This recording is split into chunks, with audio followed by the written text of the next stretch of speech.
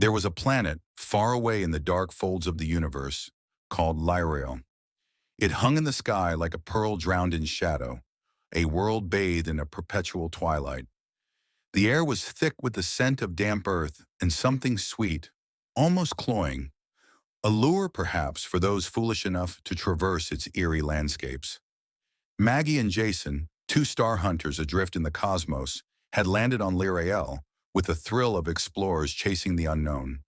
Their ship, the Starlight Gambit, nestled between the gnarled roots of massive crystal trees that thrust upward like skeletal arms. The trees shimmered under the half-light, their surface a mess of iridescent colors, alluring yet unsettling, as though they were cloaked in secrets best left undisturbed. "We'll take samples and move on," Jason said, his voice thick with excitement. He strapped on his gear, seemingly impervious to the unease creeping at the edges of Maggie's mind. "What if we just scan the area?" "The readings are strange," she replied, eyeing the thick murk beyond the roots. "The atmosphere feels wrong, like it's watching us."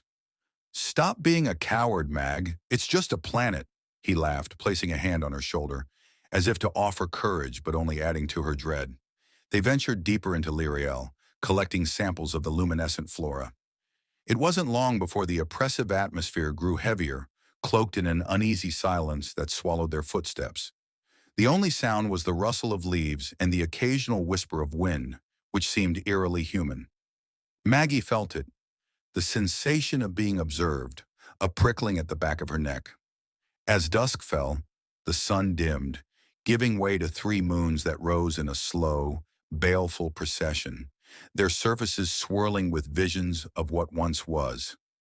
And that was when they heard it, a voice echoing in the distance, low and melodic, like a lullaby sung from the abyss.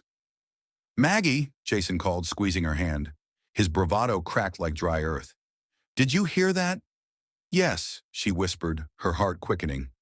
"It sounds like people? Let's check it out."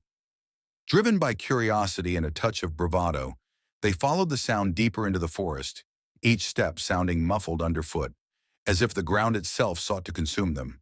The trees parted to reveal a clearing, moonlit and haunting. In the center lay a shimmering pool, its surface reflecting the glowing moons.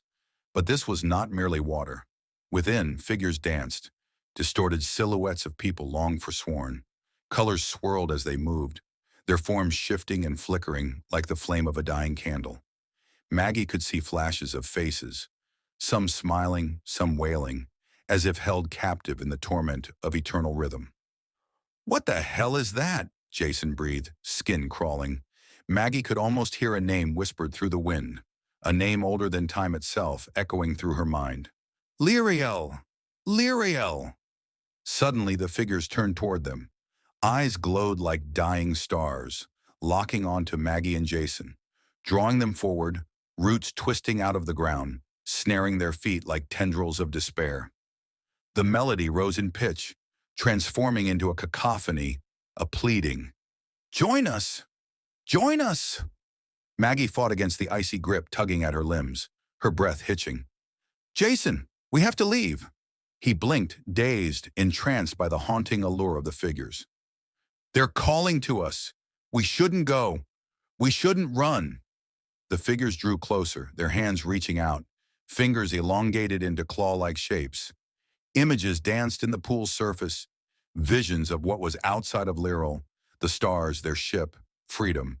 But the chorus of the dam rose louder, drowning out her thoughts, weaving a tapestry of longing and despair. Summoning strength, Maggie broke free of the tendrils, lunging for Jason. "Run! Now!" With a feral scream ringing in her ears, they tore through the undergrowth, heart pounding, gasping for air. The landscape warped around them. The trees twisted as if mocking their flight, shadows engulfing them at every turn. Behind them, the melody twisted into a wail, echoing through the night. The cries of those trapped on Lyriel pursued them, thrumming with a terrible promise. They stumbled upon the ship, breathless, frantically keying in commands. As the engines roared to life, the grip of Lyriel tightened, the ground trembling in a final desperate attempt to keep them. Their ship shot into the sky, breaking free of the brooding atmosphere. But as they left, Maggie dared to glance back. The pool glimmered, the figures now still, their silent, mournful eyes following the starlight gambit as it ascended, a stark reminder of the price of curiosity. And that was how they left Lyreal behind, a strange planet forever entwined with echoes of those who wandered too far into its depths.